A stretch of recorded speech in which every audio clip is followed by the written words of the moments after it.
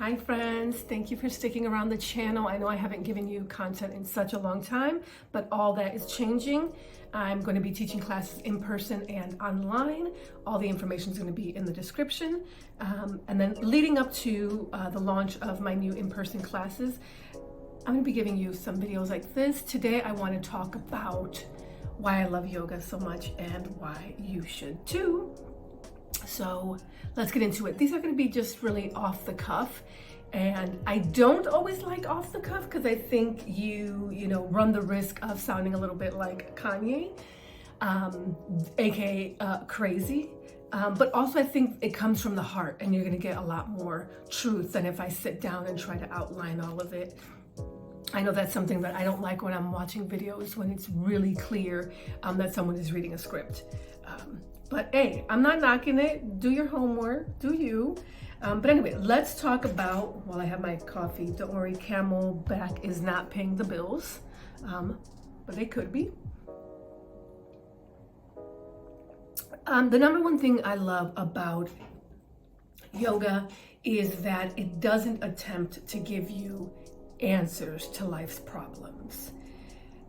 What it does instead is it gives you tools to practice something, whether that be doing the physical postures or chanting or meditating. These are all different ways of doing the yoga.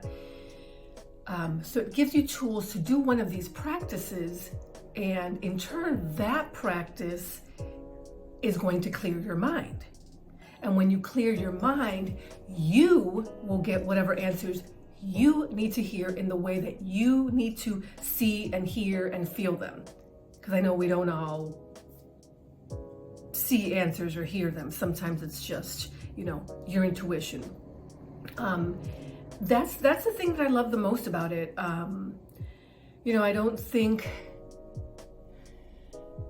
I don't want to go too deep into the weeds, but one of the things I love so much about yoga, and it's the same with like shamanism, is this act of holding space for people while they do the work to, get the clarity that they need. Like, I don't know your life.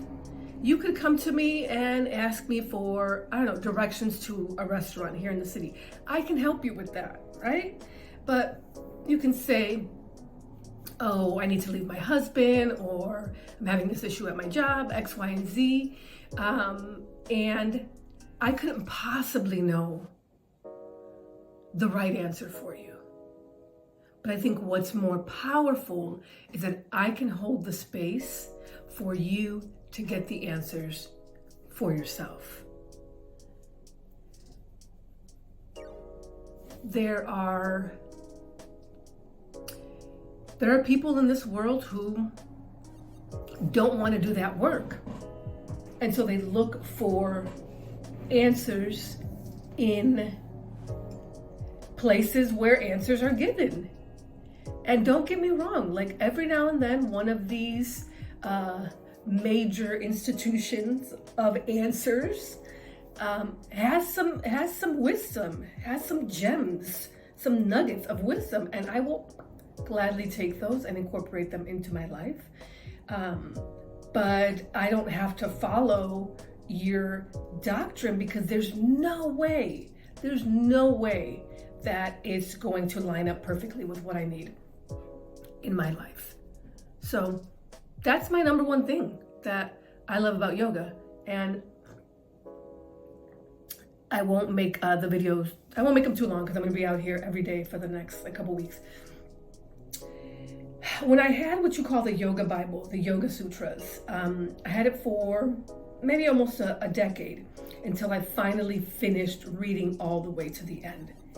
And it was when I read all the way to the end that, no lie, the book disappeared. I don't know where it went. I was teaching a lot at that time, and so you have to like pack up all your stuff and get in the car and go somewhere new and unpack all your stuff and then pack it back up. So it may have gotten lost in the shuffle somewhere. But I find it interesting that the book left my possession as soon as I read the last, it's not even the last sutra, which is again like the nuggets of wisdom, but it was when I read the last commentary on it, right? You need some commentary because it's hard to understand this text. It's quite old and it's in Sanskrit. But the commentary says that, let's start with the beginning, right? Let's start with what the first part of the book says. It says, hey, we're going to study yoga. And then it says, yoga is that thing that stops your mind from fluctuating. Okay, that's the beginning. And then it gives you all this stuff in the middle. It shows you how your mind loves to wander, how any little thing that happens in your life is like a pebble being tossed in a pond, and there are just all these ripples, going through your mind. And next thing you know, you don't even remember the pebble. You don't even remember how you got there. And again, it gives you different ways that you can practice clearing your mind. Like I said, through the physical postures, through meditation, through chanting. One of the ones that I'm going to be talking about here that is so important that I think people don't even recognize is doing service, doing acts of service. So we're going to talk about that. But then once it gives you all of that and it gets to the last page, it says that it doesn't matter whether you understood anything in this book at all, because really all the magic of the yoga is going to happen when you are off the mat. And if you can't even see it in your regular everyday life, while you are washing the dishes, while you are taking the kids to school, then you'll never understand this old ass book. It's pretty much, that was the commentary. So I think sometimes we try to make things more difficult to make ourselves, I don't know, look smarter, look more cultured, look more, just one up other people. And the truth is, anybody can learn yoga. Anybody can access states of clarity and consciousness and see very clearly what is going on in the world around them, just in their regular everyday life. You don't need a book with a fancy title in an ancient language. You don't even need a yoga mat.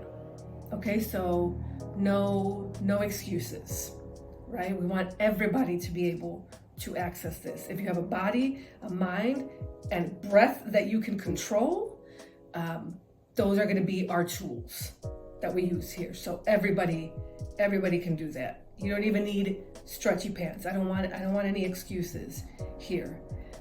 I want everybody to be able to do this. And sorry, I'm getting a little passionate here, but one of the things that happens when you start teaching yoga, and as I'm starting to teach yoga again, is you get a lot of requests for free yoga. And shouldn't you be doing this for free? And absolutely, I am going to be doing some free yoga online for anybody to access. And I'm probably going to be doing it right here, right in my living room, so that people can see anybody can do this in any amount of space that you have. There's no excuses. All right, I'm getting really passionate now, but I'm going to be doing a lot more videos like this. I hope that this one was helpful in your understanding of yoga, and we're going to go deeper. We're going to go upper and sideways, and we're going to explore all of it. So thank you so much for watching. I'm going to have the info down below.